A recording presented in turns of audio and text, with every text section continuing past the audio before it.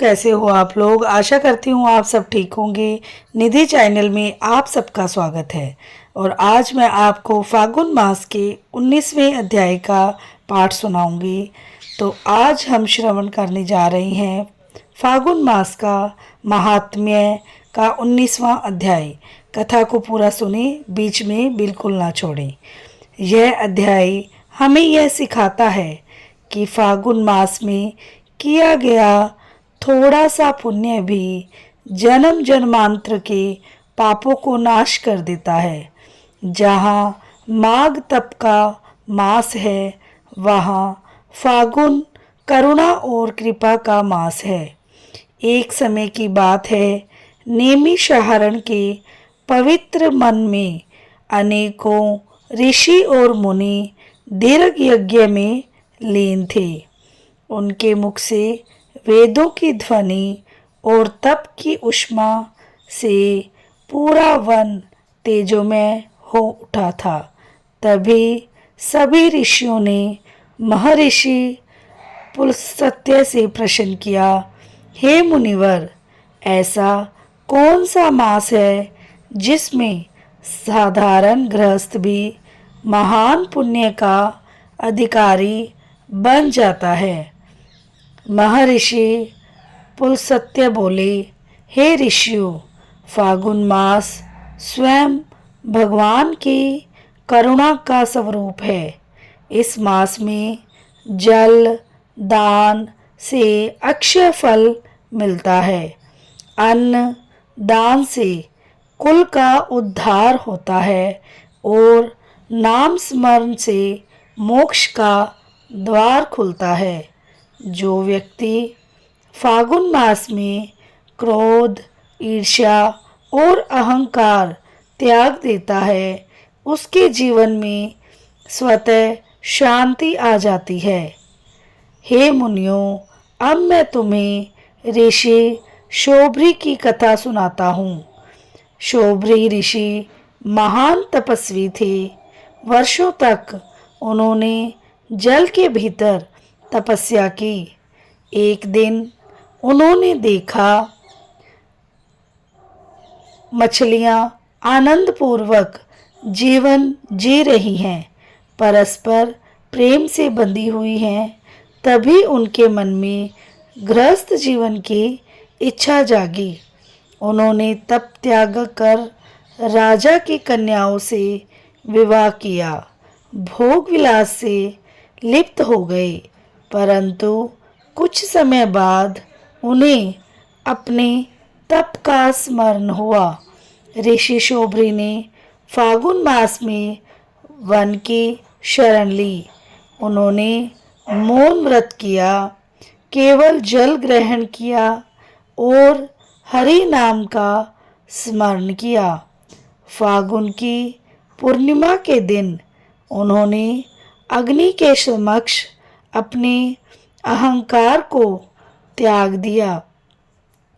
तत्क्षण उनके समस्त दोष नष्ट हो गए। महर्षि पुलस्त्य बोले, हे ऋषियों, फागुन ऐसा ही मास है। यदि पतित भी इसमें श्रद्धा से भक्ति करे तो वह भी उत्तम गति को प्राप्त होता है। जो व्यक्ति फागुन में क्रोध छोड़ दे, वाणी को मधुर कर ले और किसी भूखे को भोजन करा दे, वह जीवन के सभी कष्टों से मुक्त हो जाता है। जो व्यक्ति इस 19वें अध्याय का श्रवण या वाचन करता है, उसके घर में कलेश नहीं रहता, दरिद्रता नहीं टिकती और पीढ़ियाँ पवित्र हो जाती हैं। फागुन मास में यही कथा सुनने मात्र से मनुष्य को वैकुंठ की प्राप्ति होती है। हे श्रद्धालुओं, फागुन मास हमें सिखाता है, भक्ति कठिन नहीं है, बस मन को सरल बनाना होता है। यदि हम आज से ही थोड़ा संयम, थोड़ी करुणा और थोड़ा नाम स्मरण कर लें और जीवन में ले आए तो जीवन स्वयं एक तीर्थ बन जाएगा। और ये थी हमारी 19वें अध्याय की कथा। आशा करती हूँ आपको कथा पसंद आई होगी और मुझसे कोई गलती हो तो मुझे क्षमा करना। कथा के अंत में हमें कीर्तन अवश्य करना चाहिए और आप लोग भी मेरे साथ साथ कीर्तन कीजिए। श्री कृष्ण गोविंद हरे मुरारी, हे नाथ नारायण वासुदेवा, हे नाथ नारायण वासुदेवा, हे लक्ष्मी नारायण वासुदेवा। श्री कृष्ण गोविंद हरे मुरारी, हे नाथ नारायण वासुदेवा, हे नाथ नारायण वासुदेवा, हे लक्ष्मी नारायण वासुदेवा। श्री कृष्ण गोविंद हरे मुरारी, हे नाथ नारायण वासुदेवा, हे नाथ नारायण वासुदेवा, हे लक्ष्मी नारायण वासुदेवा। श्री कृष्ण गोविंद हरे मुरारी, हे नाथ नारायण वासुदेवा, हे नाथ नारायण वासुदेवा, हे लक्ष्मी नारायण वासुदेवा।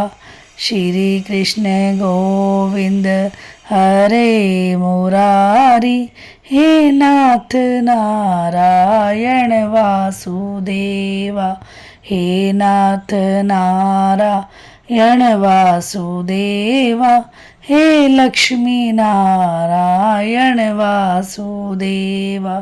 बोलो श्री कृष्ण भगवान की जय हो, लक्ष्मी माता की जय हो, शंकर भगवान की जय हो। वीडियो को लाइक, चैनल को सब्सक्राइब करना ना भूलें और बेल आइकन को ज़रूर प्रेस करें ताकि मेरी वीडियो की नोटिफिकेशन सबसे पहले आपके पास आए। हो सके तो एक शेयर कर दें और जिसने सब्सक्राइब कर दिया है उसका बहुत बहुत धन्यवाद। मिलते हैं नेक्स्ट वीडियो में नेक्स्ट अध्याय के साथ। राधे राधे।